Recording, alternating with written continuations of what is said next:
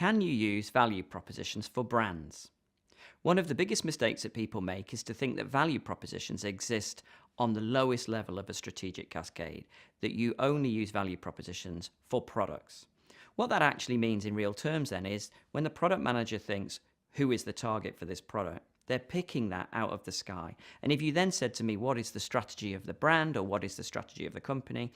I would have to say, well, it's the sum total of 60 random projects made by product managers for separate reasons thrown up in the sky last year. That's the company. Now, that makes no sense.